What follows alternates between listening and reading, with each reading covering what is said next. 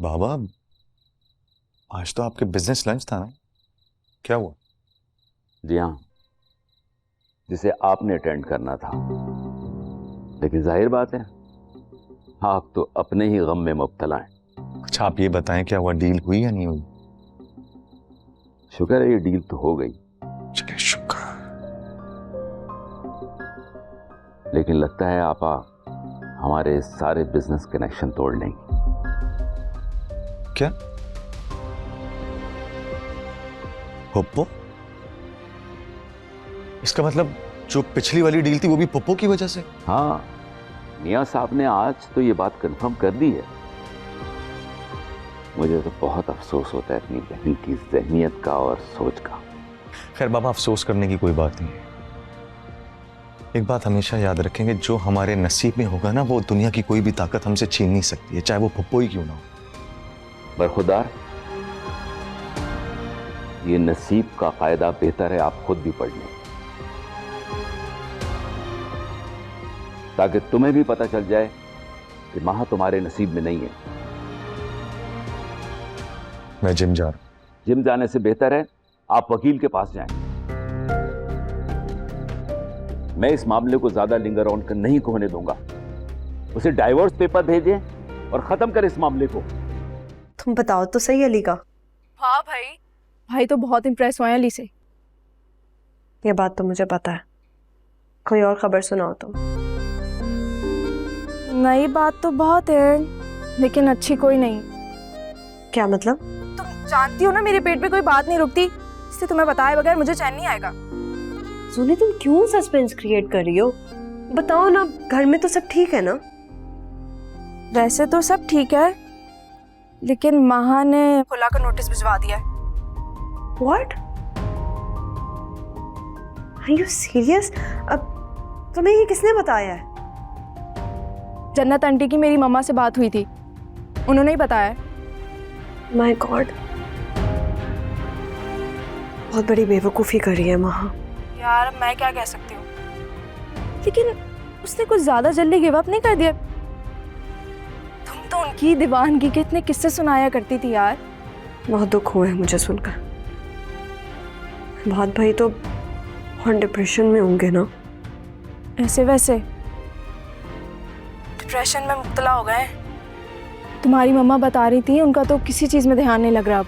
बहुत बड़ी बेवकूफ़ी कर रही है महा, बहुत पछताएगी। हाँ यार, पता नहीं क्या हो रहा है। तुम बताओ, सब ठीक है? हाँ, यहाँ सब ठीक है। अच्छा सुनी, मैं तुम्हें थोड़ी देर में कॉल बैक करती हूँ, एक्चुअली मुझे बहुत इंपॉर्टेंट कॉल करनी है। अच्छा चलो ठीक है, call me back, bye. Okay. मम्मा, आपको बताना चाहिए था ना मुझे कि ये कौन लोग हैं और क्यों आ रहे हैं। अगर मैं तुम्हें बता देती तो तुम क्या आती? सारी जिंदगी उस शख्स के नाम पे तुम्हें घर में तो नहीं बिठा सकती ना।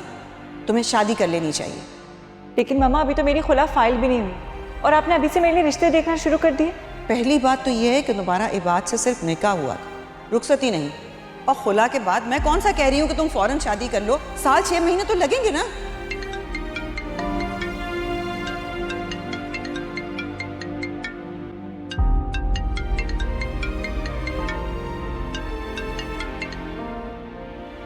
मैं खुशी बात कर रही हूँ। क्यों फ़ोन किया तुमने मुझे? आपको समझाने के लिए कॉल की है। वाह, जिसकी खुद की अकल पे पर्दे पड़े हैं वो मुझे समझाने के लिए कॉल करी। इंटरेस्टिंग। आप क्यों कर रही हैं ऐसा? क्या मेरी जिद में? तुम कौन होती हो मुझसे ये सवाल करने वाली? रहना ही सही, लेकिन हमारा बहुत अच्छा ताल्लुक रहा है। वो ताल्लुक जो तुमने खुद अचानक से तोड़ दिया। मैं बहुत शर्मिंदा हूँ, मेरी वजह से आप लोगों को इतना सफ़र करना पड़ा। मगर मैं बिल्कुल भी शर्मिंदा नहीं हूँ खुशी, और मैं एटलीस्ट तुम्हें तो आंसरेबल बिल्कुल भी नहीं। देखिए, आप जो भी कर रही हैं ना, इसका सबसे ज़्यादा नुकसान आपको ही होगा, ये याद रखिएगा। खुशी, एटलीस्ट तुम ना मेरे फ़ायदे और नुकसान के बारे में फिक्र मत करो। और कुछ नहीं तो आप भाई का ही सोच लें एटलीस्ट। कितनी मोहब्बत करते हैं वो आपसे। तुमने सोचा? हाँ, तुमने सोचा मेरे भाई से बेवफाई करते वक्त? मोहब्बत होती तो वफा करती ना, जैसे आप कर रही हैं। क्या हो गया है आपको? क्यों हर वक्त इतना स्ट्रेस में रहने लगे? भूल जाए ना टेंशन्स को। हमारी लाइफ में क्या हो रहा है?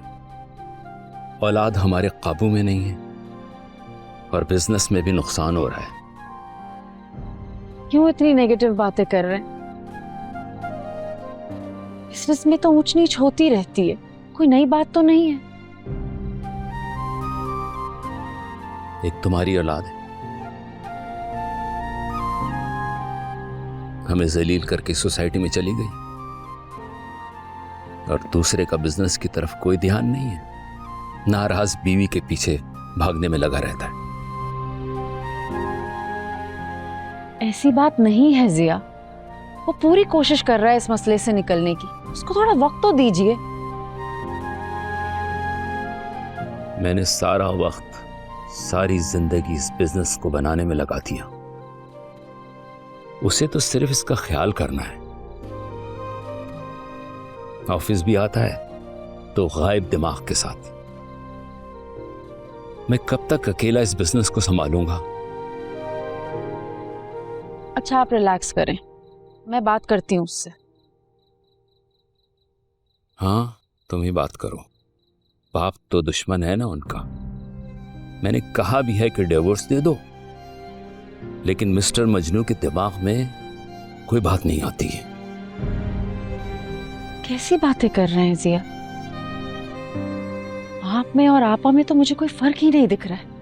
जितनी वो जिद्दी है ना, उससे 2 हाथ आगे आप साबित हो रहे हैं। लोहे को लोहा काटता है जन्नत बेगम। जब आपा की बेटी उनके कहने पे खुला का केस दाखिल कर सकती है, तो मेरा बेटा मेरे कहने पे डाइवोर्स क्यों नहीं दे सकता?